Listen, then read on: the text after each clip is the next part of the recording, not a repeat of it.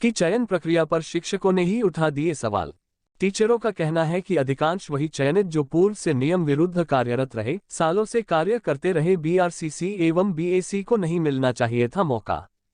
आजाद अध्यापक शिक्षक संघ के प्रदेश अध्यक्ष भरत पटेल कहते हैं कि शिक्षा विभाग खासकर राज्य शिक्षा केंद्र में 52 एनजीओ काम कर रहे हैं, जिनके कारण शिक्षा व्यवस्था पूरी तरह प्रभावित हो रही है।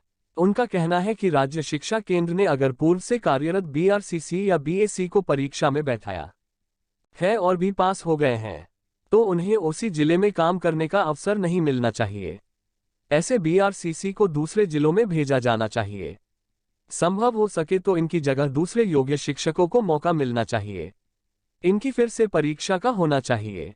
प्रदेश में परीक्षा के माध्यम से जिस बीआरसीसी और बीएसी की प्रतिनियुक्ति का क्रम तैयार किया गया है, वह सवालों के घेरे में आ गया है।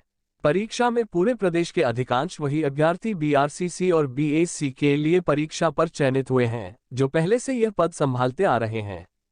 आरोप है कि एक प्रकार से पूर्व की तरह ही अपनों को उपकृत करने का यह एक नया रास्ता है। तरीका जरूर परीक्षा के माध्यम से पारदर्शिता का बताया गया हो, लेकिन इस प्रक्रिया में सिस्टम के अपने स्वार्थ भी छिपे हुए हैं।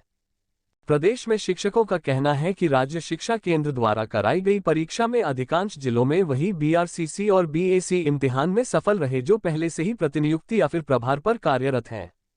मप्र शिक्षक कांग्रेस के संरक्षक रामनरेश त्रिपाठी कहते हैं कि अनेक जिलों में ऐसे बीआरसीसी हैं जो 10 साल से नियम विरुद्ध काम कर रहे हैं।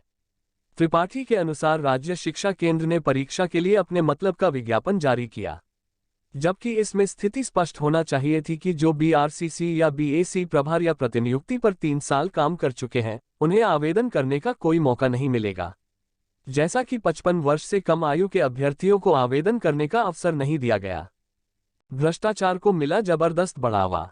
मप्र राज्य कर्मचारी संघ के अध्यक्ष विश्वजीत सिंह सिसोदिया कहते हैं कि राज्य शिक्षा केंद्र ने पूरी प्राथमिक और माध्यमिक शिक्षा व्यवस्था बर्बाद करके रख दी है।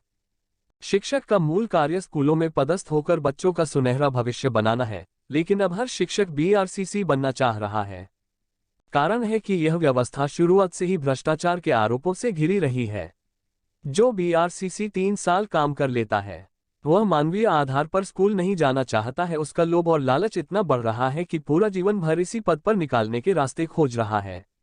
उन्होंने मांग की है कि राज्य शिक्षा केंद्र में बीआरसीसी और डीपीसी की स्थापना देखने वाले अधिकारियों पर सख्त कार्रवाई होना चाहिए, जो यहां आईएएस अधिकारियों को भ्रमित करके शिक्षा को बर्बाद करने पर तुले हुए हैं। नियम विरुद्ध चल रही है पूरी व्यवस्था। शासकीय अध्यापक संघ के कार्यकारी अध्यक्ष उपेंद्र कौशल का कहना है कि अकेले बीआरसीसी और बीएसी नहीं, एफसी एवं जनशिक्षक भी इस व्यवस्था में नियम विरुद्ध सालों से कार्य कर रहे हैं। कारण है कि राज्य शिक्षा केंद्र में वही शिक्षक और प्राचार्य नियमों के विपरीत अधिकारी बनकर बैठ गए हैं, जो पहले स्कूलों में पदस्थ रहे हैं।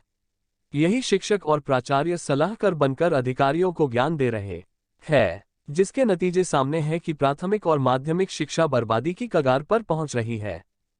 इस प्रकार की अपडेट जानकारी के लिए हमारे चैनल से जुड़े। अगर आपने अभी तक चैनल सब्सक्राइब नहीं किया हो तो प्लीज पहले सब्सक्राइब कर ले और पास में जो बेल आइकन है उसे ऑल पर सेट कर दे। धन्यवाद।